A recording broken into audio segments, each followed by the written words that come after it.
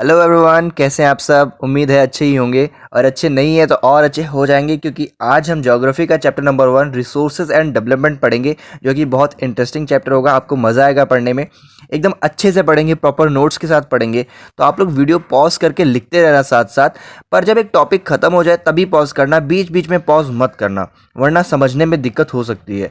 और कोशिश करना कि कहीं लिखो ही, क्योंकि स्क्रीनशॉट ले लोगे तो फिर बाद में याद नहीं रहेगा या फिर मन नहीं करेगा, आलस आएगी कि यार लिखूं ना लिखूं, वो उस फ़ोन में ही रह जाएगा फिर। तो साथ साथ लिखो, अच्छे से क्लियर होता जाएगा आपको। तो करते हैं स्टार्ट अपना चैप्टर, जिसका नाम है रिसोर्सेज एंड डेवलपमेंट। तो इस चैप्टर के अंदर हम कौन कौन से टॉपिक्स पढ़ने वाले हैं, पहले वो देख लेते हैं। सबसे पहले हम पढ़ेंगे रिसोर्सेज क्या होते हैं, फिर उसके बाद पढ़ेंगे क्लासिफिकेशन ऑफ रिसोर्सेज, कौन कौन से बेसिस पे उनको रिसोर्स को क्लासीफाई कर रखा है उसके बारे में देखेंगे। फिर डेवलपमेंट ऑफ रिसोर्सेज के बारे में पढ़ेंगे, फिर रिसोर्स प्लानिंग के बारे में पढ़ेंगे। फिर आज हम इतना ही पढ़ेंगे, उसके बाद हम नेक्स्ट पार्ट में land resources, land use pattern in India, land degradation, conservation measures, soil as a resource, classification of soils, soil erosion and soil conservation, वो हम पढ़ेंगे नेक्स्ट पार्ट में। ओके, सो आज हम करते हैं शुरू रिसोर्सेज से। तो सबसे पहले देखेंगे हम रिसोर्सेज की definition. Everything available in our environment which can be used to satisfy our need. It must be technologically accessible, economically feasible and culturally acceptable can be termed as resources. तो अभी इस पे ज़्यादा ध्यान नहीं देंगे, ये तो बात हो गई कि हमें पेपर में क्या लिखना है। अभी हमें सिंपल लैंग्वेज में समझना है कि रिसोर्सेज क्या होते हैं, ठीक है। तो कोई भी चीज़ जो हमारी ज़रूरतों को सेटिस्फाई करे, मतलब पूरा करे, उन्हें कहते हैं रिसोर्सेज, ठीक है। जैसे अब हमें प्यास लगती है, ठीक है, तो हमें पानी चाहिए होता है। अगर हम पानी जाके पीते हैं तो हमारी प्यास बुझ जाती है। तो पानी क्या हुआ, हमारे रिसोर्स। हमें ज़रूरत किस चीज़ की थी, हमें पानी की ज़रूरत थी, वाटर की ज़रूरत थी, हमें पानी पीना था, ये हमारी नीड थी। तो हमें पानी पिया और हमारी अपनी नीड को पूरा किया, यानी हमारा जो रिसोर्स हुआ वो हो गया पानी। जैसे कि हम बाइक चलाते हैं, ठीक है, बाइक तो ऐसे चलती नहीं, फ्यूल पे चलती है, ठीक है। तो बाइक में अगर फ्यूल नहीं है तो हम फ्यूल का क्या करेंगे, फ्यूल डलवाएंगे, उसको पेट्रोल पंप में जाके पेट्रोल डलवाएंगे उसमें और फिर चलाएंगे। तो हमें नीड क्या थी, हमें गाड़ी चलानी थी, उसके लिए हमें चाहिए फ्यूल, वो हम लेकर आ गए, हमारी नीड पूरी हुई। क्या हुआ, पेट्रोल क्या वहाँ पे रिसोर्स।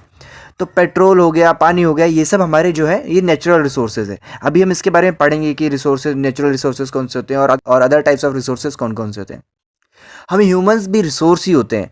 जैसे एग्जांपल लेते हैं, जैसे हम घर बनवाते हैं तो हमें ईंट की ज़रूरत होती है, सीमेंट की ज़रूरत होती है, वुड्स की ज़रूरत होती है, बट मेन चीज़ है लेबर। लेबर होता है ना, क्योंकि वही तो करेंगे काम। तो जो लेबर है वो हमारे हुए ह्यूमन रिसोर्सेज, मतलब ह्यूमन एज अ रिसोर्स काम कर रहे हैं। मैं भी एक रिसोर्स ही हूँ इस तरह इस वक्त आपका, कि आपको पढ़ने की ज़रूरत है, आप पढ़ना चाहते हैं, तो मैं आपका एज अ रिसोर्स आपकी हेल्प कर रहा हूँ पढ़ने में, आपकी ज़रूरत को पूरा कर रहा हूँ। समझ रहे हो आप बात। तो ये थी प्रॉपर एक छोटी सी डेफिनेशन, जो मैंने डेफिनेशन लिखवाई है, जो उसकी पहली लाइन है, वो जो मैंने ये सारी बातें बताई है वो यही है कि everything available in our environment which can be used to satisfy our need. जो चीज़ें इन्वायरमेंट में प्रेजेंट हैं वो हमारी नीड को पूरी करती हैं, सेटिस्फाई करते हैं, उन्हें कहते हैं रिसोर्सेज। बट अब हम लोग आ गए क्लास 10th में, तो इतना छोटा सा डेफिनेशन चलेगा नहीं, तो थोड़ा सा टेक्निकल टर्म है, कुछ नहीं है, बहुत ईजी है, बस थोड़ा सा बड़ा करने के लिए बता दिया है। तो क्या है, it must be technologically accessible, economically feasible, culturally acceptable, can be termed as resource. तो अब वन बाय वन देखते हैं कि टेक्नोलॉजिकल एसेसिबल, इकोनॉमिकली फिजिबल और कल्चरली एक्सेप्टेबल का मतलब क्या है। टेक्नोलॉजिकली एसेसिबल का मतलब है कि हमारे पास प्रॉपर टेक्नोलॉजी होनी चाहिए, जो हम रिसोर्स यूज़ करना चाहते हैं उसके लिए प्रॉपर टेक्नोलॉजी होनी चाहिए, ताकि हम उसे अच्छे से यूज़ कर सकें। समझ रहे हो, उस चीज़ को एक्सट्रैक्ट करने की है। मान लीजिए कोई रिसोर्स पता चलता है, कि आपको पता चलता है कि एक ज़मीन के पास यहाँ पे नीचे सोना है, ठीक है। तो अब पता चले सोना एकदम ऐसे थोड़ी ना हो कि हाथ से खोदा और फिर नीचे मिल गया, ठीक है। अंदर प्रॉपर उसको क्रेन वगैरह बुलानी पड़ेगी, सारी चीज़ें करनी पड़ेंगी, ठीक है। बहुत सारी इक्विपमेंट्स लगेंगे, बहुत सारी मशीनें लगेंगी, टेक्नोलॉजी का यूज़ होगा। जैसे मैंने आपको बताया कि मैं आपका रिसोर्स हूँ, तो आप टेक्नोलॉजी की हेल्प से तो मुझे देख पा रहे हो, टेक्नोलॉजिकली एसेसिबल हूँ ना मैं, टेक्नोलॉजी की हेल्प से आपको मिल पा रहा हूँ ना, मतलब मेरी हेल्प ले पा रहे हो ना। तो इसका मतलब होगा टेक्नोलॉजिकल एसेसिबल। इकोनॉमिकली फिजिबल मतलब बजट के अंदर, मतलब बजट के अंदर चीज़ आनी चाहिए, ठीक है। मान लीजिए जैसे मैंने बोला आपको सोना गड़ा था वहाँ पे, तो काफ़ी नीचे है, तो पता चले कि हाँ वहाँ पे सोना तो है, तो हमने बहुत सारी टेक्नोलॉजी का यूज़ कर लिया, मतलब उसमें लाखों, 1.5-2 लाख, 5 लाख, 10 लाख, 15 लाख रुपए लगा डाले उसमें, उसको उस पर्टिकुलर एरिया को खोदने के लिए, ठीक है। फिर अब हमने खोदा तो पता चला उसके अंदर सोना, मतलब सोना निकला 10,000 रुपये का या 20,000 रुपये का सोना निकला बस। मतलब जितना हमने पैसा लगा दिया उस पर, उसकी उस चीज़ की वैल्यू नहीं है। समझ रहे हो, उतनी वैल्यू नहीं है उस चीज़ की। बस 20,000 रुपये का सोने के चक्कर में हमने 15 लाख रुपए लगा डाले, तो ये कोई फ़ायदे वाली बात थोड़ी ना हुई, ये तो इकोनॉमिकली फिजिबल नहीं हुआ ना। मतलब बजट के अंदर आना चाहिए। कल्चरली एक्सेप्टेबल मतलब कि जो भी चीज़ हम लोग लाइक जो रिसोर्सेज निकालने जा रहे हैं या कोई भी चीज़ कर रहे हैं, वो सोसाइटी एक्सेप्ट करे, वो किसी के सेंटिमेंट्स को हर्ट ना करे। यार किसी को बुरा नहीं लगना चाहिए, ठीक है। जैसे कि मैं अपना एग्जांपल बार बार इसलिए दे रहा हूँ, थोड़ा इजी रहेगा समझने के लिए। जैसे कि मैं मान लो आपको पढ़ा रहा हूँ, तो कि कोई हर्ट नहीं हो रहा ना इस चीज़ से, कोई मैं गलत चीज़ नहीं कर रहा हूँ, मैं आपको प्रॉपर नॉलेज दे रहा हूँ, कुछ चीज़ समझा रहा हूँ, कोई अच्छी चीज़ पढ़ा रहा हूँ, तो इससे कोई किसी को सोसाइटी को हर्ट नहीं होगा। समझ रहे हो, किसी को हर्ट नहीं होगा। तो यही मतलब है टेक्नोलॉजिकली एक्सेसिबल, इकोनॉमिकली फिजिबल और कल्चरली एक्सेप्टेबल का। तो एक बार प्रॉपर डेफिनेशन हम दोबारा देखते हैं, हमने क्या बोला था और हमने क्या समझा। Everything available in our environment which can be used to satisfy our need. तो हमने क्या पढ़ा था, हमने पानी का एग्जांपल लिया, पेट्रोल का एग्जांपल लिया, ह्यूमंस का एग्जांपल लिया। तो ये थी प्रॉपर इतना पार्ट जो हमने पहले पढ़ा। उसके बाद टेक्नोलॉजिकली एक्सेसिबल मतलब हमारे पास टेक्नोलॉजी होनी चाहिए उस चीज़ को यूज़ करने के लिए। इकोनॉमिकली फिजिबल यानी हमारे बजट में होना चाहिए वो चीज़। और कल्चरली एक्सेप्टेबल मतलब किसी भी सेंटिमेंट को, किसी के सेंटिमेंट को हर्ट ना करे, ठीक है, किसी को भी हर्ट ना करे, तो उसे कहते हैं रिसोर्सेज। अब ये डेफिनेशन आपको प्रॉपर याद हो गई होगी, क्योंकि बहुत ईजिली मैंने आपको समझा भी दिया और 2-3 बार आपको डेफिनेशन भी बोल दी, तो आपको ईजिली अब याद हो चुका होगा। तो रिसोर्सेज के कुछ एग्जाम्पल्स हैं, water, air, food, humans etcetera. ये कुछ एग्जाम्पल्स हैं, अभी बहुत सारे एग्जाम्पल्स पढ़ने हैं। आसपास जितनी भी चीज़ें हमारे वो रिसोर्सेज ही होती हैं। अब देखते हैं टाइप्स ऑफ रिसोर्सेज। तो सबसे पहले नंबर 1 नेचुरल रिसोर्सेज। तो नेचुरल रिसोर्सेज वो रिसोर्सेज होते हैं जो नेचर की तरफ से हमें गिफ्ट मिले हैं, ठीक है।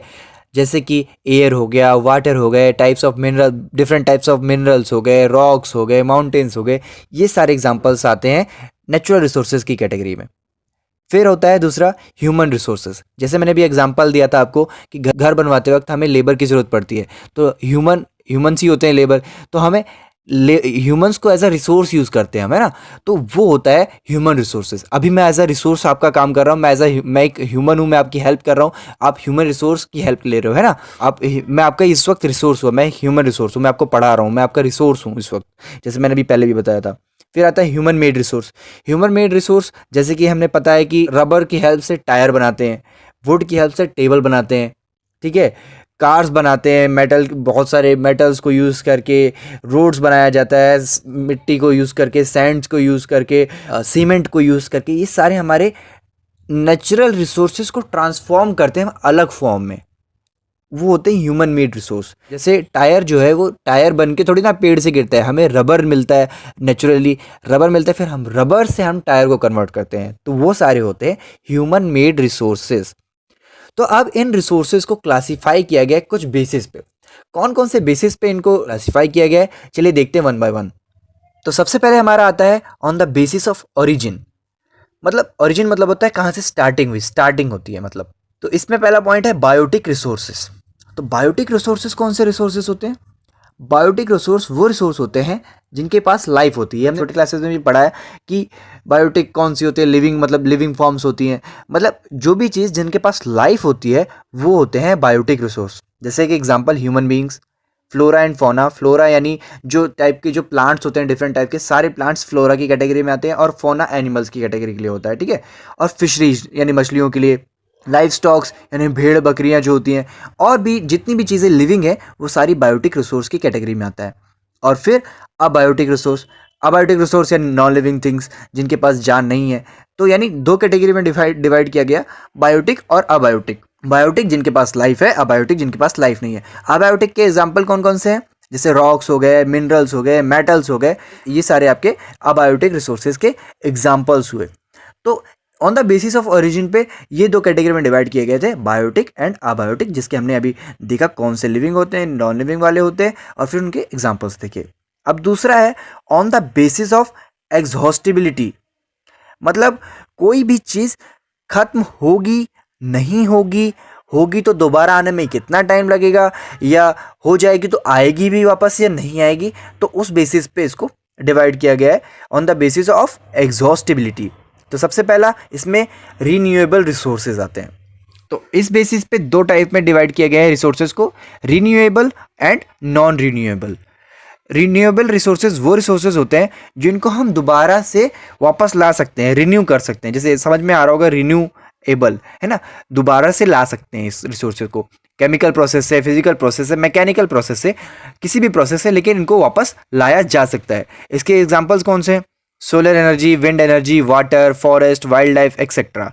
ठीक है, इसके एग्जांपल है। जैसे कि सोलर एनर्जी, मान लीजिए हमने कोई सोलर पैनल लगा रखा है, चार्ज हुआ, दिन में चार्ज हुआ, फिर डिस्चार्ज हो गया, लेकिन हमें पता है अगले दिन सूरज निकलेगा, फिर वो चार्ज हो जाएगा, यानी रिन्यू कर सकते हैं वो एनर्जी को। ठीक है, देन दूसरा है इसमें non renewable resources.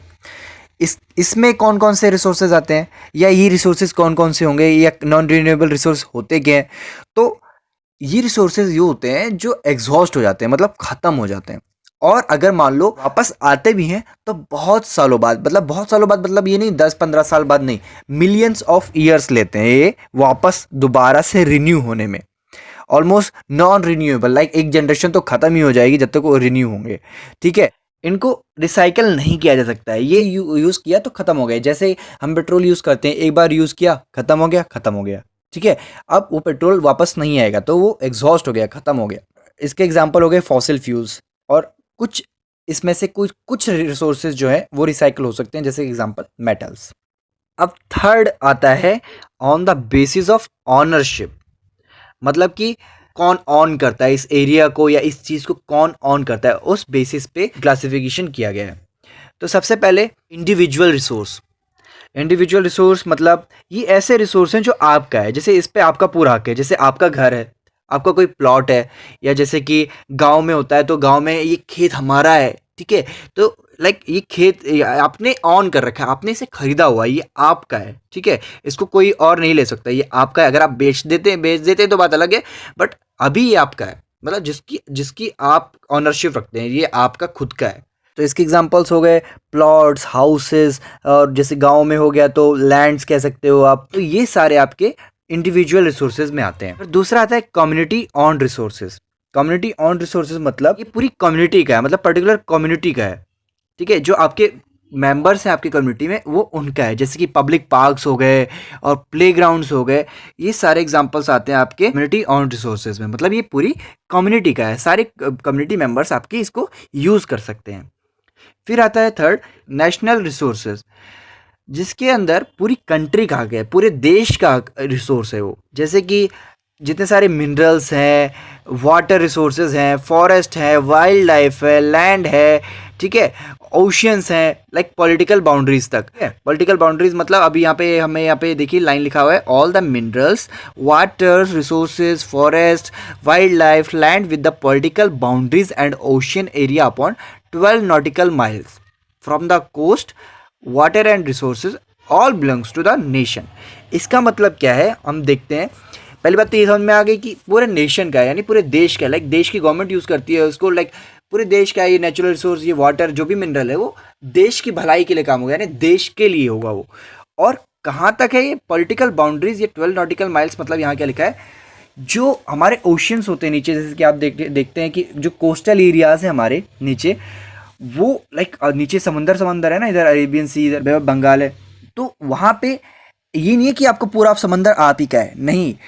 12 nautical miles यानी कुछ 19.2 किलोमीटर्स तक वो एरिया, मतलब उस एरिए तक जितना भी आपका मिनरल्स मिलता है या कोई भी चीज़ मिलती है, पेट्रोल मिलता है, कुछ भी मिलता है, वो आपका, आपके देश का होगा, वो नेशनल रिसोर्स होगा, वो नेशन को बिलोंग करेगा। उसके बाद यानी 12 nautical miles के बाद वो देश का नहीं रहा, वो हो जाएगा इंटरनेशनल रिसोर्स, जो कि हमारा अगला पॉइंट है, जो कि इंटरनेशनली यूज़ होगा। जो इंटरनेशनल बॉडीज़ होती हैं, मतलब कि इंस्टीट्यूशंस होते हैं, मतलब कि पूरे सबका है, मतलब वो समझ रहे हो आप, सबका है, पूरी दुनिया का है वो करता है। जैसे एग्जांपल है कि जो हमारा जो ओशियन है, जैसे मैंने बताया कि जो कोस्टल रीजन है वो हम 12 नॉटिकल्स तक हमारा है, लाइक जो भी चीज़ें मिलती हैं, कोई भी रिसोर्स मिलता है वो हमारे देश का हुआ। बट उसके आगे लाइक 200 नॉटिकल माइल्स के बाद वो चीज़ किसी पर्टिकुलर का, इंडिविजुअल का नहीं है, वो पूरे इंटरनेशनल यूज सबका है। वो इंटरनेशनल बॉडीज़ बनाएगी इस चीज़ के लिए कि ये पर्टिकुलर एरिया तुम्हारा है, ये हमारा है, लाइक फिर इसके बाहर पूरा देश का है या पूरा इंटरनेशनली यूज़ कर सकते हैं, कोई भी यूज़ कर सकता है। बट ये नहीं, अब यहाँ पे जैसे कि हमने देखा ही नहीं है, जैसे फिल्मों में दिखाते हैं कि अब यार वो समंदर के रास्ते से आ रहा है, तो समंदर के रास्ते से आता है ना, तो यही होता है कि क्योंकि वो इंटरनेशनल लाइक बाउंड्रीज हो जाती हैं। हम लोग अपने लाइक बाउंड्रीज तक हमारे जैसे यहाँ पे बॉर्डर बनाए जाते हैं, तो वहाँ पे भी नीचे कोस्टल रीजन में भी 12 नॉटिकल माइल्स के बाद बॉर्डर है कि इसके बाद हमारा देश खत्म होता है, समझ रहे हो, कि हमारे बाद इसके बाद दूसरा लाइक इंटरनेशनल बाउंड्री होगी, तो उसके पार हम लोग उसको नहीं पकड़ सकते। ड्रग डीलर होता है, एक सी चीज़ें होती हैं जैसे फिल्मों में दिखाते हैं, तो उसके बाद हम नहीं देख पकड़ सकते उसको कि वो इंटरनेशनल लाइक हमारे नेशन से बाहर निकल चुका है। वो समझ में आ रही है बात। तो कोई भी चीज़ अगर 200 नॉटिकल माइल्स के बाहर मिलती है हमें, तो वो हमारे नहीं आती, हमारी प्रॉपर्टी नहीं हुई, इंटरनेशनल प्रॉपर्टी हुई। फिर आता है अब on the basis of status of development. तो इसके अंदर भी आपके 4 पॉइंट हैं कि डेवलपमेंट के बेसिस पे कौन कौन से आपके रिसोर्सेज हैं। तो नंबर 1, पोटेंशियल रिसोर्सेज। तो ये वो रिसोर्सेज होते हैं जिन्हें हम ढूंढ चुके हैं, हमें पता है ये रिसोर्स एग्जिस्ट करता है और यहाँ एग्जिस्ट करता है, बट हमने अभी यूज़ करना स्टार्ट नहीं किया है। जैसे एग्जांपल दे रखा है आपके एनसीईआरटी में कि the western Ghats of India, particularly Rajasthan और Gujarat, has enormous potential for the development of wind and solar energy, but so far these have not been developed properly। मतलब राजस्थान और गुजरात में ये पता है कि सोलर एनर्जी और विंड एनर्जी हम यूज़ कर सकते हैं, बहुत ज़्यादा पोटेंशियल है, यानी हमारे पास बहुत ज़्यादा अमाउंट में प्रेजेंट है वो चीज़, हम उसको यूज़ कर सकते हैं, बट हमने अभी उसको प्रॉपर यूज़ करना नहीं शुरू किया है। तो ये होते हैं पोटेंशियल रिसोर्सेज, हमें पता है कि वो एग्जिस्ट करता है, बट हम उसे यूज़ नहीं कर रहे हैं। सेकेंड आता है डेवलप्ड रिसोर्सेज। ये वो रिसोर्सेज होते हैं जिनको हमने ढूंढा है और हमने उसको यूज़ करना भी स्टार्ट कर दिया है, हम उसको यूज़ करते हैं। फिर आता है स्टॉक। स्टॉक क्या होता है? स्टॉक्स होते हैं वो चीज़ें जो एनवायरनमेंट में प्रेजेंट हैं, हमें पता भी है कि यार हाँ ये चीज़ यहाँ पे प्रेजेंट है, बट हमारे पास प्रॉपर टेक्नोलॉजी ही नहीं है उसे यूज़ करने की, तो ये होते हैं स्टॉक्स। जैसे एनसीईआरटी में एग्जांपल है कि वाटर के अंदर 2 इन्फ्लेमेबल गैसेज हैं, जैसे कि हाइड्रोजन और ऑक्सीजन, ठीक है, जो कि रिच सोर्स ऑफ एनर्जी है, मतलब उनके पास बहुत एनर्जी हम उससे निकाल सकते हैं, ठीक है, बट हमारे पास प्रॉपर टेक्निक ही नहीं है कि कैसे हम इस चीज़ को यूज़ कर सकते हैं। तो ये हमारे जो एग्जाम्पल हुआ स्टॉक का एग्जाम्पल हुआ। अब आते हैं रिजर्व्स। रिजर्व्स को कहते हैं सबसेट ऑफ स्टॉक्स, मतलब ये वो रिसोर्सेज होते हैं जो हम फ्यूचर में यूज़ करने वाले हैं, वो हमें पता है कि एग्जिस्ट करते हैं, बट हम उसे फ्यूचर में यूज़ करेंगे, फ्यूचर के लिए रिजर्व कर रखा है, रिजर्व से पता चल रहा है ना, उसको रिजर्व कर रखा है। जैसे कि हमें पता है कि रिवर को हम लोग हाइड्रो इलेक्ट्रिक पावर जनरेट करने के लिए यूज़ कर सकते हैं, बट हम उसको उतना यूज़ नहीं कर रहे हैं। जैसे हम गाड़ी में भी रिजर्व होता है ना, जब पेट्रोल खत्म हो जाता है कुछ रिजर्व होता है, उसको हम बाद में, जैसे पेट्रोल खत्म हो गया बाई चांस इमरजेंसी है, तो हम रिजर्व यूज़ कर सकते हैं, तो उसी तरह हमने रिजर्व करके रख रखा है इस चीज़ को। तो ये थे types of resources on the basis of origin, exhaustibility, ownership, development. Okay, तो ये रिसोर्सेज थे। अब आता है हमारा टॉपिक डेवलपमेंट ऑफ रिसोर्सेज, कि कैसे हम रिसोर्सेज को यूज़ कर सकते हैं, उनको डेवलप कर सकते हैं, और किस तरह से हम उनको और बेहतर बना सकते हैं, और किस तरह से हम उनको इस वक्त यूज़ कर रहे हैं जो जिससे क्या क्या नुकसान हो रहे हैं। हम सभी को पता है कि रिसोर्सेज जो है बहुत ज़्यादा ज़रूरी चीज़ है हमारे लिए, हमारे लाइफ को और अच्छा बनाने के लिए। कहा जाता है कि रिसोर्सेज फ्री गिफ्ट्स हैं नेचर के, ठीक है, बट हम उनको इनडिस्क्रिमिनेटली यूज़ कर रहे हैं, मतलब कितनी बुरी तरीके से यूज़ कर रहे हैं, ये परवाह किए बिना कि आगे क्या होगा, कुछ नहीं सोच रहे हैं, पेड़ पे पेड़ काटे जा रहे हैं, पोल्यूशन हो रहा है, ना जाने क्या क्या चीज़ें हो रही हैं, बट हम बुरी तरीके से लगे हुए हैं सत्यानाश करने के लिए। तो अगर ऐसे ही प्रॉब्लम होती रहेगी तो बहुत सारी परेशानियां जनरेट हो रही हैं। वो कौन कौन सी प्रॉब्लम है पहले देखते हैं। सबसे पहली प्रॉब्लम है डिप्लीशन ऑफ रिसोर्सेज, मतलब हमारे जो रिसोर्सेज हैं वो ख़त्म हो रहे हैं। दूसरा है accumulation of resources in few hands. इसका मतलब ये है कि जैसे कोई जितना बड़ा आदमी है वो, जैसे मान लीजिए पर्टिकुलर एरिया अपने नाम ले रहा है, ये फॉरेस्ट एरिया है अपना खरीद लिया उसने, समझ रहे हो आप ये चीज़, कि अब उसके पास ज़्यादा पावर आ जाएगी। जो एक्यूमुलेशन मतलब कि इकट्ठा हो रही है, मतलब एक जो ज़्यादा सुपीरियर है उसके पास ज़्यादा पावर्स आ रही हैं, और जो गरीब है वो गरीब ही है। मतलब ये है कि जो हमारी सोसाइटी वो 2 सेगमेंट में डिवाइड हो रही है, 2 पार्ट्स में डिवाइड हो रही है, कि जिनके पास कुछ नहीं है और जिनके पास बहुत कुछ है। तो ये चीज़ नहीं चलेगा। थर्ड है indiscriminate exploitation of resources. Indiscriminate मतलब कुछ नहीं सोच रहे, बस बुरी तरीके से किए जा रहे हैं, तोड़े जा रहे हैं, खराब किए जा रहे हैं, पॉल्यूशन कर रहे हैं। इस चक्कर में बहुत सारी इकोलॉजिकल क्राइसिस हो सकती हैं, ग्लोबली ग्लोबली इकोलॉजिकल क्राइसिस हो सकती हैं, जैसे ग्लोबल वार्मिंग हो गई, ओजोन लेयर डिप्लीशन हो गया, एनवायरमेंटल पोल्यूशन हो गया, लैंड डिग्रेडेशन हो गया। मेजर प्रॉब्लम्स हो रही हैं और आने वाले टाइम में और भी सीरियस हो सकता है ये चीज़। तो क्या ये जो चीज़ें हो रही हैं, ये जो इंडिस्क्रिमिनेटली यूज़ हो रहा है रिसोर्सेज का, क्या ऐसे ही चलता रहेगा? नहीं, हमें इस चीज़ को रोकना होगा, हमें नेचर को बचाना होगा। और इसका एक ही रास्ता है कि हम इक्विटेबल डिस्ट्रीब्यूशन करें। इक्विटेबल डिस्ट्रीब्यूशन होना चाहिए, हमें इसके लिए प्रॉपर प्लानिंग करनी पड़ेगी, जिसको कहेंगे रिसोर्स प्लानिंग। रिसोर्स प्लानिंग में सबसे मेन पॉइंट है सस्टेनेबल डेवलपमेंट। ये आपके एनसीईआरटी में पेज नंबर 3 में है, सस्टेनेबल डेवलपमेंट। ये बहुत ही इंपॉर्टेंट लाइन है और ये बहुत ज़्यादा इंपॉर्टेंट टॉपिक है, जो कि बहुत ज़रूरी चीज़ है। तो सस्टेनेबल डेवलपमेंट होता क्या है? It means development should takes place without damaging the environment, and development in the present should not compromise with the needs of the future generation। मतलब ये है कि डेवलपमेंट ज़रूरी है, ऑफ कोर्स डेवलपमेंट ज़रूरी है, डेवलपमेंट तो होना ही चाहिए, बट वो डेवलपमेंट इस शर्त पे हो कि हमारे इन्वायरमेंट को कोई नुकसान ना पहुंचे। ठीक है, हम जैसे घर बनाने के लिए, बिल्डिंग्स बनाने के लिए या बहुत सारी चीज़ें करने के लिए पेड़ ही पेड़ काटे जा रहे हैं, तो उससे हमारे नेचर को इफेक्ट हो रहा है, हमारे इन्वायरमेंट पे इफेक्ट हो रहा है। वो नहीं होना चाहिए। करें, लिमिटेड अमाउंट में करें। अगर डिफॉरेस्टेशन हो रही है तो एफोरेस्टेशन भी होना चाहिए। पेड़ लग कट रहे हैं तो पेड़ लगने भी चाहिए। और डेवलपमेंट कुछ इस तरह से होना चाहिए कि जो हमारी फ्यूचर जनरेशन आने वाली है उनके साथ कोई कॉम्प्रोमाइज़ ना हो। मतलब आज तो हम पेड़ काट देंगे सारे, हम तो चलो मान लो जिंदा रह गए, चलो फिर अपने नॉर्मल डेथ हो गई नॉर्मल, न आने वाली जनरेशन के पास पेड़ ही नहीं रहा। जो चीज़ें चाहिए, जैसे कि हम ग्लोबल वार्मिंग कर रहे हैं, हम तो अपनी लाइफ मान लो जी के चले जाते हैं, लेकिन जो फ्यूचर वाले हैं उनको कितने ज़्यादा कठिनाइयों का सामना करना पड़ेगा। समझ रहे हो?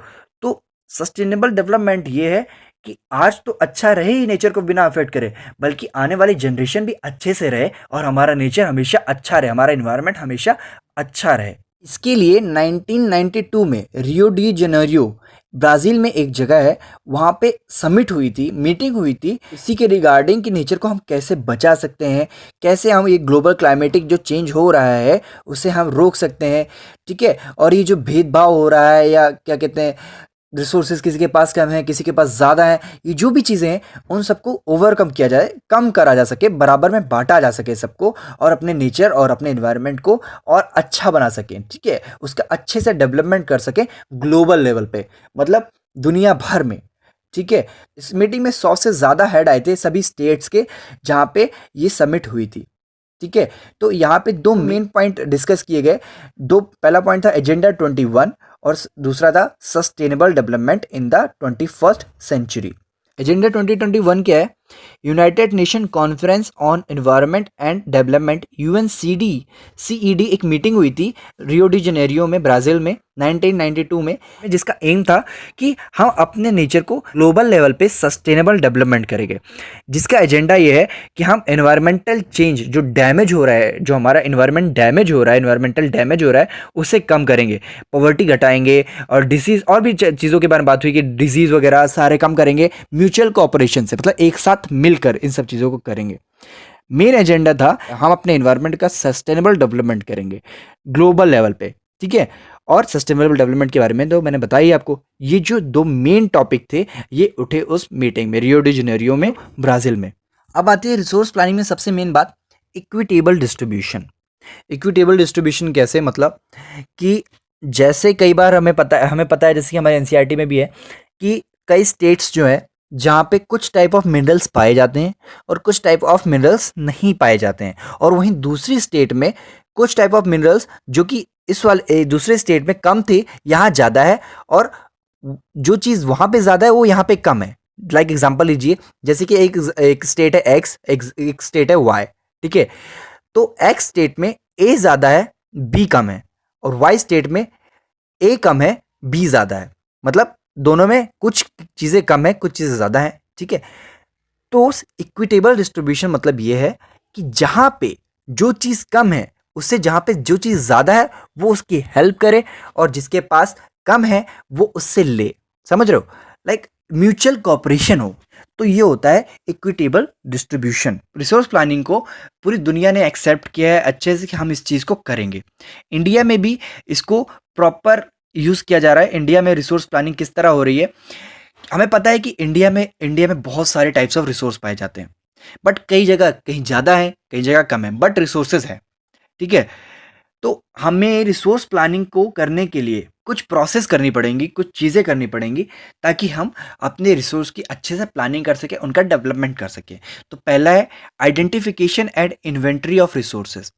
मतलब इसका मतलब ज़्यादा आइडेंटिफिकेशन इन्वेंट्री में मत जाओ, सीधी बात है, उसको ढूंढो, मैपिंग करो कि किस जगह पे है, और फिर उसको लाइक एस्टिमेशन कितना होगा, कितना है, क्या कर सकते हैं, इसका क्या यूज़ होगा, इसको कहाँ पे क्या चीज़ नहीं है वहाँ पे दे सकते हैं, कहाँ पे किस स्टेट में इस रिसोर्स की कमी है जो हमें इधर मिला है, वो कैसे कर सकते हैं। ये होता है identification and inventory of resources.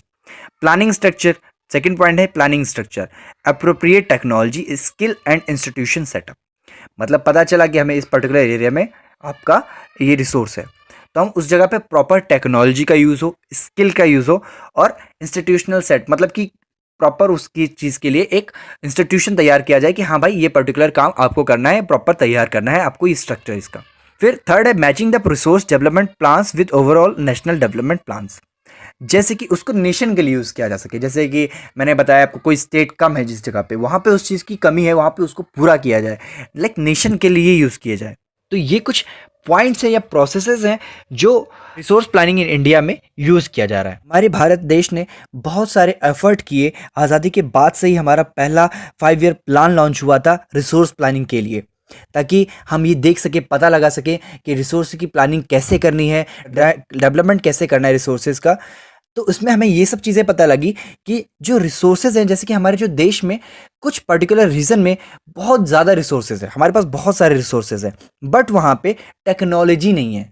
वो एरिया जो है, वो रीजन जो है, इकोनॉमिकली बैकवर्ड है। ठीक है, वो इतना ज़्यादा डेवलप्ड नहीं है इकोनॉमिकली।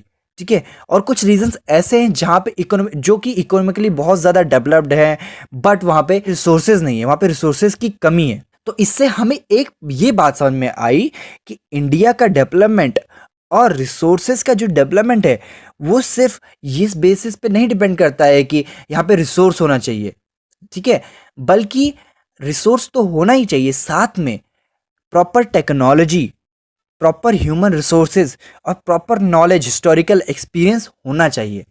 क्योंकि अगर मान लीजिए हमें पता है कि यार इस पर्टिकुलर एरिया में यहाँ पे हमारा बहुत सारा लाइक यहाँ पे रिसोर्सेज है, बट हम जब हमारे पास टेक्नोलॉजी नहीं है तो रिसोर्स पड़े ही रह जाएंगे। हमारे पास ह्यूमन रिसोर्स नहीं है तो हम वहाँ पे वेस्ट है, वहाँ पे होना, हमें नॉलेज ही नहीं होगी जब वहाँ पे रिसोर्स है, इसको कैसे यूज़ करना है, इसको कैसे एक्सट्रैक्ट करना है, तो कैसे होगा। ठीक है, तो हमें ये चीज़ प्रॉपर समझ में आई कि सिर्फ रिसोर्स होना ज़रूरी नहीं है, साथ में नॉलेज होनी ज़रूरी है, उस चीज़ का हिस्टोरिकल एक्सपीरियंस होना चाहिए उस जगह का, प्लस ह्यूमन रिसोर्स और अवेलेबल होने चाहिए, प्लस टेक्नोलॉजी होनी चाहिए ताकि उसको एक्सट्रैक्ट कर सके, उस चीज़ को यूज़ कर सके, उस रिसोर्सेज को यूज़ कर सके। एक पॉइंट है एनसीईआरटी में आपका कि जो हमारे देश में बहुत सारे रिसोर्सेज थे, अभी भी हैं, बट अब सोच लो अभी इतने हैं तो पहले कितने होंगे। हमारे पास बहुत ज़्यादा रिसोर्सेज थे, फॉरेन इन्वेडर्स थे, उन्होंने हमें बहुत लूटा है, हमारे पास बहुत सारे रिसोर्सेज थे, उन्होंने हमारे देश को खोखला लाइक खाली कर दिया है, फिर भी हम इतने हैं, तो सोच सकते हैं हमें कितना लूटा गया है फॉरेन इन्वेडर्स ने। बट अब हमें क्या करना है, हमें अपने रिसोर्स का डेवलपमेंट करना है, और उसके लिए प्रॉपर चीज़ें चल रही हैं। जो 5 ईयर प्लान था अब वो नीति आयोग में बदल गया, लाइक नीति आयोग कहा जाता है अब उसे, लाइक वो रिसोर्स प्लानिंग करते हैं जो। तो ये कुछ पॉइंट्स थे जो हमें बताते हैं कि रिसोर्स प्लानिंग इंडिया में कैसी हो रही है। फिर आज के सेशन का लास्ट जो टॉपिक है वो है conservation of resources. Conservation of resources मतलब कि हमें रिसोर्स को बचाना होगा, क्योंकि जैसे मैंने बोला अभी कि कहीं कहीं ऐसी जगह है जहाँ पे टेक्नोलॉजी ही नहीं है रिसोर्सेज को पाने की, बट कुछ कुछ रिसोर्सेज ऐसे हैं जिनके लिए हमारे पास टेक्नोलॉजी है, जिनको एक्सट्रैक्ट करने के लिए टेक्नोलॉजी है, तो उसका इस तरह यूज़ हो रहा है कि उसकी कोई लिमिट ही नहीं हो रही है। मतलब उसको बुरी तरीके से यूज़ किया जा रहा है, इसको एक्सप्लॉइट किया जा रहा है, मतलब उसका यूज़ लगातार किया जा रहा है, और उससे बहुत सारी प्रॉब्लम्स आ रही है। इसमें एक गांधी जी का एग्जाम्पल भी दिया है कि गांधी जी ने एक बात कही थी, Gandhi ji was very apt in voicing his concern about resources conservation in these words. उन्होंने कुछ कहा था कि there is enough for everybody's need and not for anybody's greed. मतलब क्या ना क्या चाहते हैं गांधी जी? गांधी जी ने ये कहा था कि सबके लिए बहुत सारा है बट किसी एक की लालच के लिए बहुत कम है। मतलब समझ में आ रहा है कि हम लोग, हमारे पास बहुत सारे रिसोर्सेज हम यूज कर सकते हैं, मिल बांट के अच्छे से यूज कर सकते हैं, बट जब लालच आ जाती है किसी के अंदर तो बहुत सारा भी बहुत कम लगता है।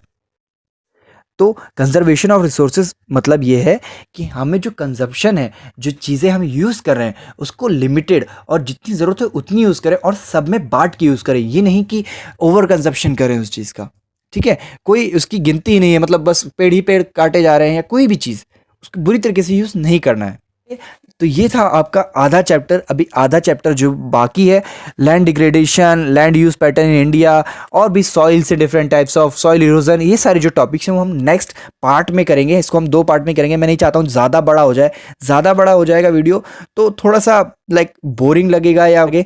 लेकिन अगर आप लोग कमेंट बॉक्स में बताइएगा कि अगर आपको शॉर्ट लगा वीडियो तो मैं इससे भी बड़ा कर सकता हूँ, कहेंगे तो छोटा भी वीडियो हो जाएगा, कोई दिक्कत नहीं। इसको और डिफरेंट पार्ट्स में डिवाइड कर सकता हूँ या मैं एक सिंगल वीडियो बना सकता हूँ प्रॉपर। आप जैसा कहेंगे आप कमेंट बॉक्स में जरूर बताइएगा जैसे आपको चाहिए। नेक्स्ट सेशन में लैंड रिसोर्सेज के बारे में पढ़ेंगे। सो आज के लिए बस इतना ही। अगर वीडियो अच्छा लगा हो तो प्लीज़ लाइक करना। कोई भी सजेशन देना हो, कोई भी क्वेरी हो, कोई सवाल हो, कुछ भी हो तो कमेंट बॉक्स में ज़रूर बताइएगा। और अगर चैनल को सब्सक्राइब नहीं किया है तो प्लीज़ सब्सक्राइब कर देना यार, बड़ी मेहनत लगती है लेकिन मज़ा पूरा आता है। आज के लिए बस इतना ही। Thank you very much.